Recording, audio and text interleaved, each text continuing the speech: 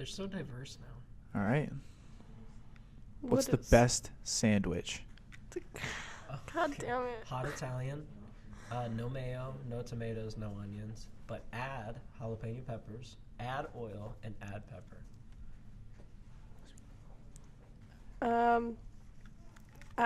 Well, okay. Well, you already said it sucks, but a grilled cheese. Grilled cheese is fire. There's nothing wrong with grilled cheese. I will tell you the worst grilled cheese experience I ever had in my entire life, though. I went to a resort in Scottsdale because my grandparents were staying there. They came down for like Mother's Day, Father's, some shit like that, Grandparents' Day. And we were staying something like that, one of the many days we have. Too much free time. Bagel day, donut day, retiree day, whatever it was. And they came what? Retiree day. They came down. Well, it's not the point of the story. I know. But they came down to have this grilled cheese to come and stay at this hotel. So we were all there swimming. I ordered this grilled cheese for lunch. It was a fancy grilled cheese, which was the most disgusting thing I've ever had in my life. Like, all of the cheeses were like Goudas and Gruyères and like Havarti and ricotta. Yeah, Havarti and cheese on your grilled cheese sandwich. But like, it didn't when I pulled it apart, it didn't even like string out. Yeah, because like that cheese is like it just pulled. Like I was pulling on a string cheese in the middle. Like it just went. Nice. It was gross. No, the best grilled cheese is just like American cheese, cheddar.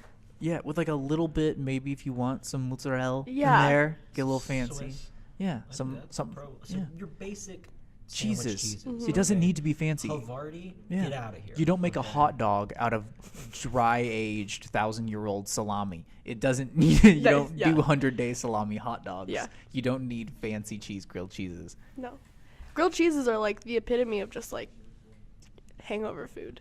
Okay, what's better, a grilled cheese or a cheese quesadilla? Oh, see, that was gonna be my follow up because I don't know if I have a favorite sandwich. I don't really eat sandwiches like that. I guess it would be a tuna salad sandwich if I had to choose something. I don't really eat sandwiches that often. Sure. That's disgusting. If I do, it's generally Tuesday. But is a taco a sandwich? No. There's a tortilla. And a tortilla is made of flour and water, right? Yeah. So I mean, there's a debate of if a hot dog is a sandwich. Sure. So if a hot dog is a sandwich, then certainly a taco would have to be a sandwich. And is a burrito a type of sandwich? No. If anything, it's a wrap. A wrap is a type of burrito. I would think a wrap is like a new age millennial West Coast phrasing of like a not Mexican burrito or a well, not I mean, burritos Latino are inherently burrito. American, anyways. It's a tortilla. Fair. So, because burritos are not. They're Mexican. Tex-Mex. Yeah. That's fair. Mm-hmm. So then a wrap is a further anglicizing. Yeah. yeah. Further bastardizing and anglicizing last. What do you? Oh, you could put like meats, lettuce, tomatoes. Yeah. Toppings, right? See, when I hear wrap, my brain immediately goes to like someone being healthy, like a gluten-free option with like low-fat turkey slices. Green. Yeah, with a green tortilla. That's exactly where my head went. That's wild. That was Subway, I think. Yeah, that was Subway. Had an ad campaign with like, we got wraps. I think they still have them. They do. I do remember when they're just as bad. I remember when Subway at one point had flatbread pizzas. It was just a panini with pizza toppings. I think so. That's not a pizza. But they try to be like, we have flatbreads, and it was just like, what? You see like Jared's just in the back of Subway, just like sitting on loaves of bread, just like flatbread. But this is the Mesa Legend podcast for the 10th issue of our newspaper, the February 19th issue. I'm your host, Marcus Campbell, here with Brock and Sydney. What's up? Say hi to the people, guys. What up, guys? How's your week's been going? Oh, it's busy. Tiring. It never stops. Yeah. Looking forward to spring break already. I'm gonna get my teeth ripped out. Oh, over your spring My break? wisdom teeth. Yeah. Oh, party. Oh, Ooh. that's I'm gonna fun. become so dumb afterwards. Dude, honestly, I had my wisdom teeth extracted. It wasn't that bad at all. Yeah. I Yeah, cried it for wasn't that bad 3 at whole all. days afterwards. That's Everything made me cry. For the anesthetic? Yeah. You reacted that Yeah. badly to the anesthetic? Everything made me cry. Where it was just like, I wanted to fall asleep. Well, first of all, I woke up and I cried because I didn't know where I was. And then they were like, you need to get to your mom's car. And then as soon as I got into the car, I cried. And then, like, it was just like needing an ice pack, crying. Like, I'm hungry, crying. Like, at one point, I wanted to take a nap, but I couldn't because I had the gauze in my mouth and you couldn't fall asleep with them in. So I cried because all I wanted to do was take a nap. It was that for like 2 days of just, I cried at everything. That's interesting. Mm-hmm. sounds fun. I look The forward anesthetic didn't affect me much at all. Well, fine. everyone, because I got them out when I was a senior in high school, so everyone was like, you're gonna say weird stuff and like film it. And I was like, I came back and I was like, all I did was cry. Yeah. It was not gonna be a fun video to watch. The only weird experience I ever had with anesthetics was I dislocated my patella when I was in high school. Oh. So my kneecap Yeah. swung around to the back of my knee. Cool. And so I went to the hospital for that. And Yeah. they gave me some gnarly anesthetics. Cool. Like epidurals to give pregnant women and shit. Oh, so that yeah. they could reset my knee. And the fish on the wall at the children's hospital were swimming around and Nice. talking to me. And I was holding my breath because of the intensity of iCarly.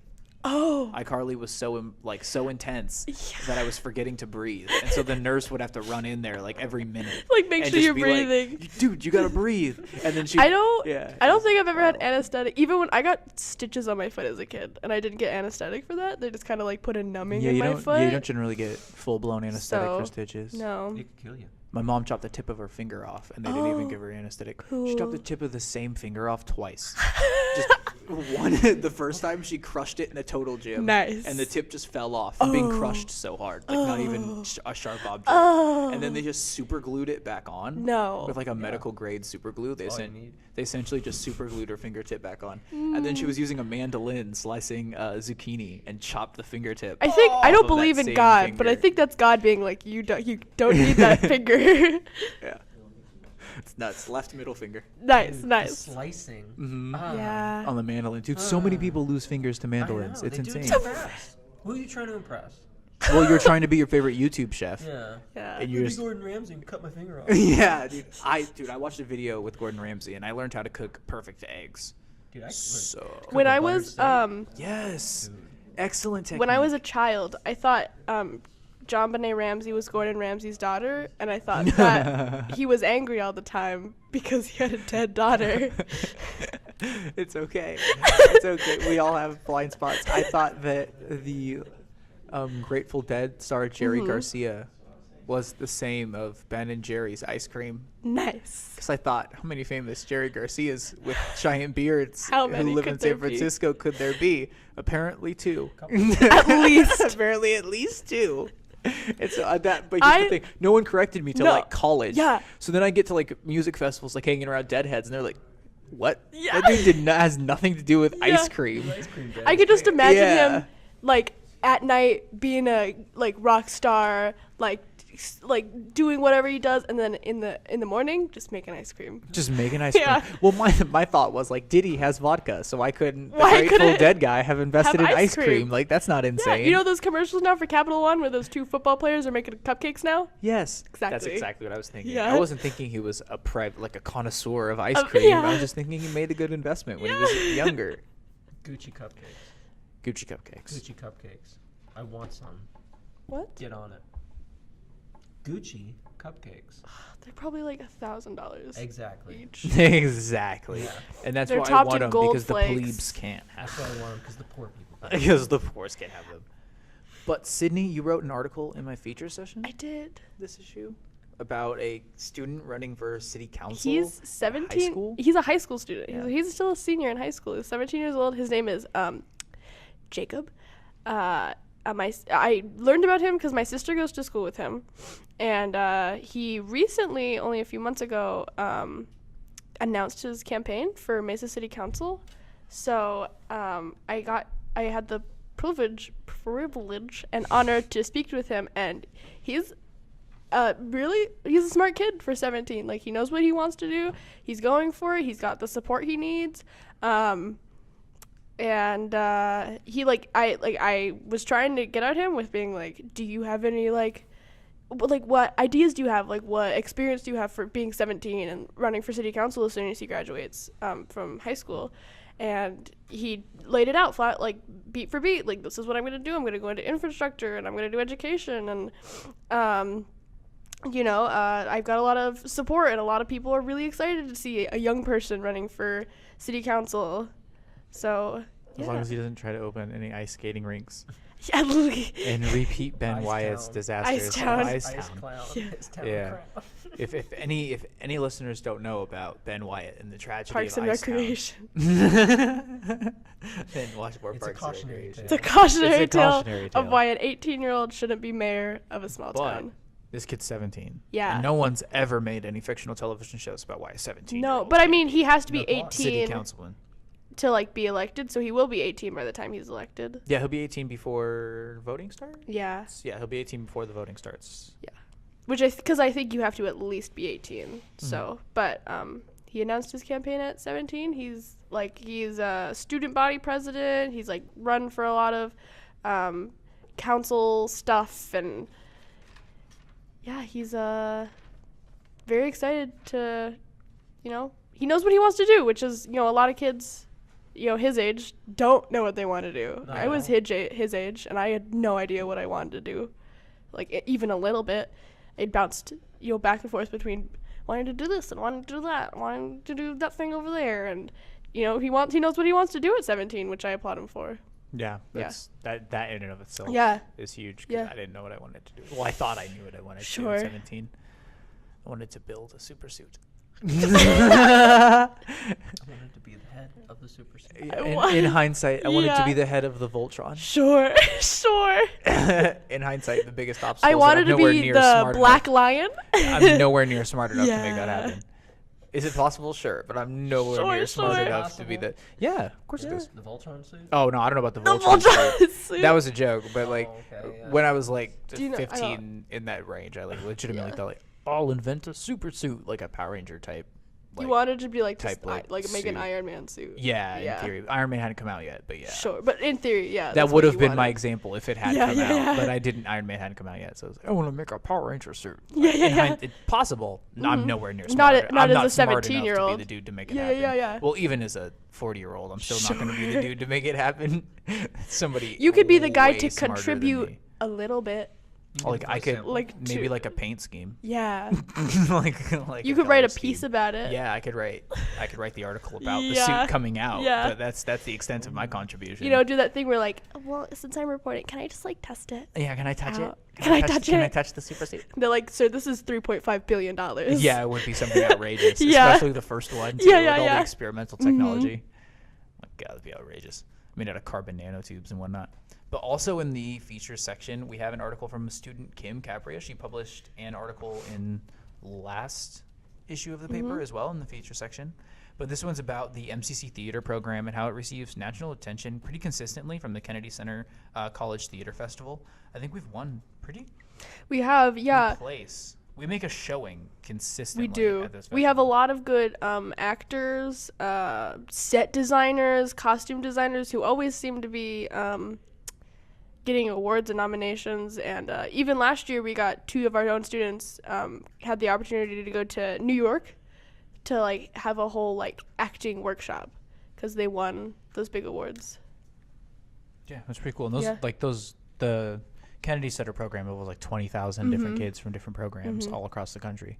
And I think weren't those held? Wasn't a competition held here? Last year, yeah. Yeah, last year. One of the theater competitions was actually held here. And we performed story theater. Yeah. So if you would like to read about our awesome theater program, maybe how you can get involved, what's coming up with them in the future. How you can support them. Yes, I know they have Top Girls coming up on March 1st is the evening premiere of Top Girls. So you guys should definitely check that out. Yep. Let's definitely support our theater program. What do we got in opinions, Brock? I know you've been working hard this issue. Oh, we got a couple things, not too hard. So this issue we have 2 articles from student sources. One of them, Ninka Onwar, she wrote an article about Valentine's Day, specifically about romantic comedy movies and how she preferred those over actual romance. It's a pretty cool story. If you're a little melodramatic about Valentine's Day, or you just want to read somebody who doesn't have the same opinion about Valentine's Day as most people, I would check it out. So the next article is called Less is More, Burnout Culture in the USA. I said it was by a student contributor, but it's actually not. It's by our very own Allie. It's by our very own Allie. She wrote an article about kind of the hecticness of daily life and how a lot of people, young people especially, they stack their schedules full of things they don't really need, either to make more money or to make more friends or all that. And this article is about really limiting your life down to what's important and driving that and focusing on that. I don't think not even that. It's that we have a society today that if you're not working and if you're not living a good enough life, if you're you know, taking time for yourself, it's always like, I could be doing something. I need to be doing something. Exactly, yeah. Yeah, and then You that don't leads have to worry. You're not living. Yeah. that leads to people burning out. Yeah. Or that like I don't get tired, like I don't sleep culture. Yeah. Like, And sleep is for the weak. I'll sleep when I'm dead. I've got a lot of things to do. Yeah. Competition. Yeah. Yeah, that like viewing any time spent on self and any time Mm-hmm. like spent during self-care is wasted time. Yeah. It's very interesting Mm-hmm. and uniquely When was American. the last time you had some self-care, man? Every morning, man. Every morning? Yeah. Yeah. I need to get more out of it. Take a nice shower or something, you know? Well, because I try to I exercise just briefly, just calisthenics. I don't try to go too hard with it. I think people try to do too much with exercise and then they end up doing nothing because they think, oh, I have to drive to the gym and spend an hour and a half. It's like, or you could just do some push-ups and some planks and call it. So I'll wake up, do just a little something just to feel awake, and then I'll water my plants, water my snake, say hello, you know, Snake water. walk the dog for 5 minutes, let him go like pee and poop outside, and like come back in, shower. You know, just like doing things slowly for me sometimes feels as like self-care. Like all of those things are responsibilities. Like I have to water my plants and I have to keep my animals alive. But like, I don't know, the pace at which you do them. You don't have to rush to it. You don't Yeah. have to be like, oh my God, I gotta water my cat. Yeah. Well, it's like, it's the difference between like walking my dog first thing in the morning and taking 20 minutes to do it versus like doing it right before I run out the door. Like, oh, I got to make sure he pees before I leave. It's like, yeah. Yeah. It's also how we interpret our responsibilities and the ways that we need to like go about achieving them. What about you, Sydney? Well, I go to therapy every week. That's good. That's self-care. Yeah. That is Yeah, I go to self-care, therapy 'cause you too. Yeah. can't talk I go to your therapies family. too. Yeah. Well, you can't talk to your family about Family your says family. you No. can talk to you about your problems, but you can't talk. No, to you your family. well, you can't talk to your family about your family. No. Yeah. And I have a very supportive family, but I can't talk to my family about my family. Yeah. So especially from like, I think Brock and I had a little conversation about like what would something you do if like you could take knowledge into the next life, and it's just to be like, go to therapy when you think you need therapy. Like, don't just like wait it out. Because Yeah, I waited out don't wait it not out. going to therapy for years Just go before say- I was like, Just say hi. yeah, before I was like, I need a therapist. Yeah. Like, Yeah. I think the common misconception about therapy is like it's like super intimidating. Yeah. Or like they're gonna ask you a ton of questions about things you don't want to talk about. But like you drive your therapy. Mhm. Like nobody, which is yeah. Well, they do ask questions where it's just like, well, I need to know, but if it's too much, you don't have to say anything. You drive your therapy. Yeah. That's what I mean by like you Yeah. dictate what's happening in your therapy. It's Yeah. not somebody strapping you down to a chair, electric shocking And you, it's- and then you go home after the hour. Yeah. Like, And it's always so like refreshing, and it's like I know a lot of people don't like it, but my therapist gives me homework to do. yeah, and I that, have like- I have homework too. It helps me so much because a lot of times I'm like, I don't know what to do. Like, what do I do to do this or whatever? So she's like, go walk a mile every day. Like, she's like, go walk your dog without anyone else around you. Mm-hmm. Like, just do that. Or like, go watch these videos and like, you know, which is like something that I need, because if not, I'm not going to do anything, because she's just like, well, just go write something. And I'm like, well, now what do I write? Like, yeah. Something over and over again. That Yeah. blank page scares the hell out of you. Yeah. I love the blank page. Especially a blank page of just like, you have to put your feelings on here. I love a blank page. Lately, because I've been writing so much news and opinion, Mhm. I've been jealous of the people who can just write stories, like sit there and just just Why? come up with it. I don't know, man. It's just like you do so much of something. Have you ever want written a something story? else. Yeah, I've written a bunch of them. So then what's there to be jealous of? Just that other people have Jealous the of living time. in the moment. Yeah. Okay. I can see that. I mean, I get friends like that too, like friends who read my pieces where it's like, oh, I've hit 100 pages. And then my friends are always just like, how do you have that many words inside of your body? That's what my brother is. Yeah. He's a nurse. He can save lives. I'll just write about him. I'll write about them. So my last article, kind of satirical. It's called "The Power of Memes." So this is kind of a funny article for me, but I wrote it as some thoughts on memery in the modern day and the effects and the influence that these little funny images have on our day-to-day basis. Mostly, I wrote it to talk about opinions and how opinions can be changed via memes, but there are also, I think there's some meme marketing going on out there for sure. Oh, definitely. I mean, I don't know, how do you explain it? There's no, like, you can't go on your Twitter account and have your Subway thing post a meme about SpongeBob. It's not going to work like that. But if you infiltrate the Reddit pages with Subway memes that are actually funny, all of a sudden you elevate. Or the Wendy's Twitter account. Oh, the Wendy's Twitter is Moon perfect. Pie too. Moon Pie does They're a pretty killing good job. it. It's Yeah. the perfect example, yeah. But that's it for the opinion section. Want to go to the news? Yeah, what Sure. are we doing in the news? So I did a news article this week as well. It's called African Americans and Hispanics are the focus of MCC Alzheimer's Conference. Basically, I talked to the Alzheimer's Association, who's working very closely with student services on campus. They're putting on 6 free conferences about dementia and Alzheimer's in African American and Hispanic communities due to a recent study that came out that said that they were adversely affected. And there's a black and white graph. It's not supposed to be black and white on the front page. It's a black and white graph, and it kind of shows you how I think it was African Americans are twice as likely to develop Alzheimer's and dementia, and Hispanic Americans were 1.5 more times.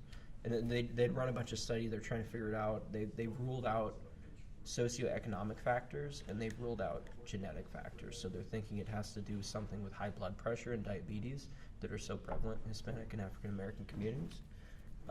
It was a pretty cool article. If you want to learn more about it, they are having a bunch of conferences. It's the 20th, so we've already passed the one on February 15th, but there's one on March 1st, the 22nd, April 19th, April 22nd, and they're all in the library. So if you want to learn more, if you have a family member, check it out. And you just go in there and ask them where the conference is. I'm sure they'd love to have you. Sweet. What else we got in news? So we have our news editor, Elle, writing about a student at MCC winning an award for Employee of the Quarter by the Mesa Police Department. He's an international student from West Africa, and his name is Maxime Gozo. I really hope I'm pronouncing that right. And it's just about him. They call him Blessing. So the piece is called Life's a Blessing. And he's just like just really sweet, hardworking kid who is working for the Mesa Police Department. And it's like a really nice piece, especially for a lot of the police talk nowadays, that like the police aren't, don't have your back, and a lot of people are scared of the police. So yeah. So reading a piece like this is really like there are really good people in the police department, especially it's good to put a face to it, for sure. We also have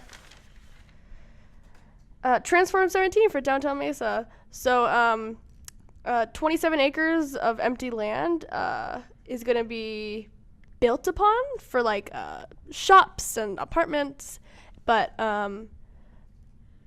the residents of Mesa are worried about what that impact will do, mostly because when you build something, you take taxes out of the people who live there. The development, the noise, the construction. And there are a lot of people who live in that area.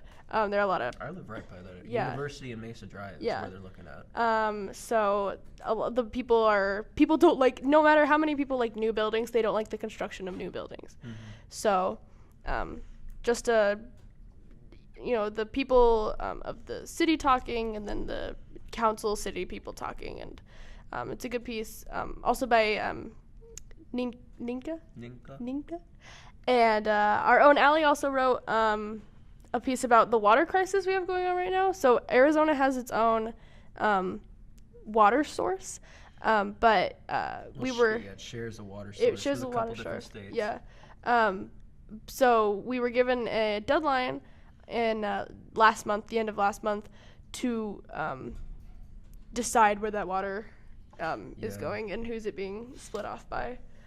It's like a long-term decision, taking like 20 years to come up with this plan. Yeah, especially for a state like Arizona, where it's like we don't get a lot of water anyways. Mm-hmm. We're very dry. We live in a desert, so water is the number one source of how we live. So it's really, and not a lot of people know, like, hey, where are we getting our water? What are we going to do in 20 years, man? Well, we don't have any more water. It's the Hunger Games. Exactly. 2 people in the Coliseum for no one will be living in Arizona anymore. No, this whole city is a testament to I don't care about the sun. Yeah, exactly. The sun doesn't bother me. It's the Wild West. Yep. We'll bring our water here. We'll bring our water. We're going to make our own dam, bring our water here, and we're going to live in 120-degree weather and no one's gonna stop You know me. what? We're gonna cool it off, No one's gonna stop yeah, me. we're gonna cool there. and then we're gonna build a lake.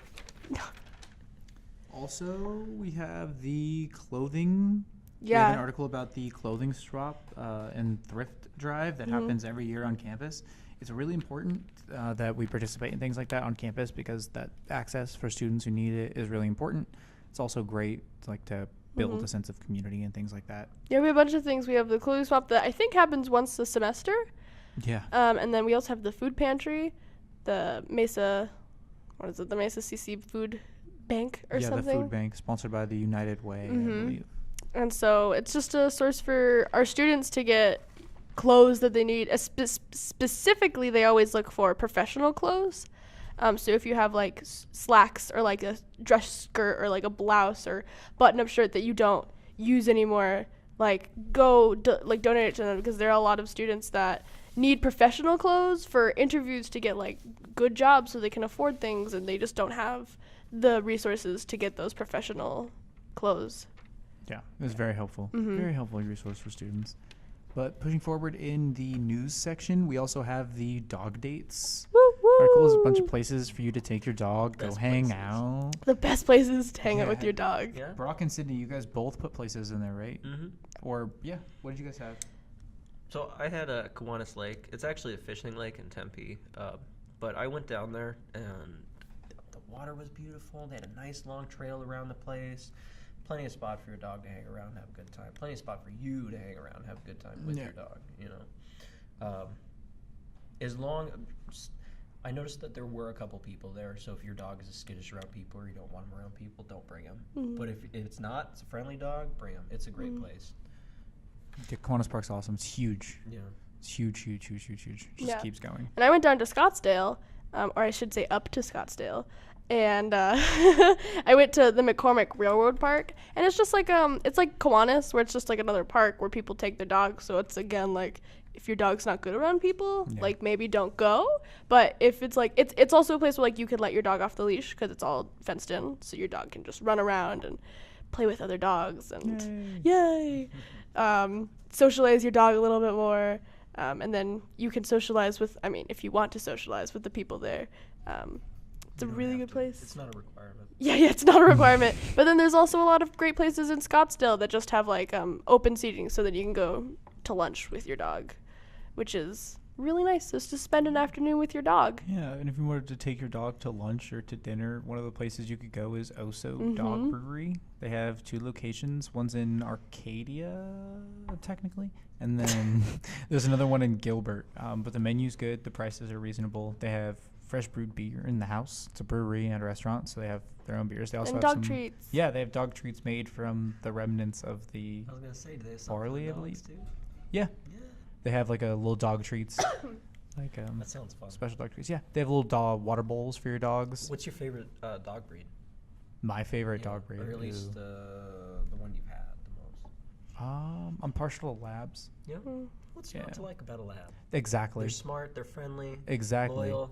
I have a They're- Labradoodle. They're big. There you go. man. It's like a lab. Don't. No, I love her with my entire being. It's like a lab, but smaller. No, she's the size of a lab. Yeah, But she's they also stay pretty poodle. big. Yeah. Labradoodles stay pretty Really? big. Yeah. That's She's kind like of a good freaky. 40 pounds. But they just get like really. Do you curly. see They this get dog? The fluffy. Yeah. hair Oh, and yeah. Let's just be sitting stuff? That's a down. Labradoodle? Yeah. That's you? Yeah. Alright, cool. But no, she's like big, and she just has like that poodle features where she has like the lab body with the poodle face, and then she's curly like a poodle, and she's got the long ears and the curly tail. Pretty good. Yeah. Doodles are getting way more popular now. Just like the doodles in The general. doodle species. They're hypoallergenic. Yeah. But I did it first. She's There you go. 13. Original hipster here, folks. I don't know. My lab lived to be like 16 years old, so like 15. My grandparents have a golden lab. It's got like a muscle thing, so its skull, you can see the entirety of its skull, but it's so happy to see you, man. It's a freaky looking dog. Poor dog. That sounds disturbing. It does. It's like all the muscles. It's a rare muscular disease where her cheeks are sunken in. The top of her skull is like all sunken in and everything. She's got no muscular structure in her head. Her jaws are a little weak and whatnot. She's like 12 years old. It's just, It's just a happy pup. yeah, dude, that dog. fills me with such joy. If you don't look at a dog and are immediately happy when you see that dog. They feel the same way about us. Exactly. It's like, oh, person. Oh, my human. Yeah. But the last stories I think we have to cover are the culture section. Yeah. So I did the last of my coverage for the Chandler International Film Festival down there. So I got my feature up on that event and the hundreds of films that they ran there. I didn't cover them all. How many films did you see? Did I see? Yeah. Do you want to count short films as individual Sure. films? Or Sure. Why not? Why not? Over an hour. 30?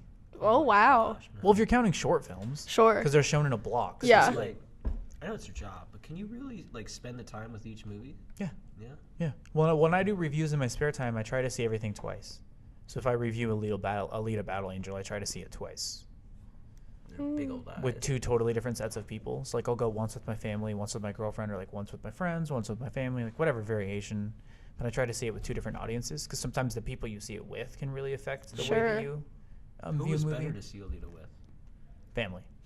Family? Yeah. Family as opposed to friends. It wasn't, the plot wasn't good enough. It was a teenage love story, but with robots. Yeah.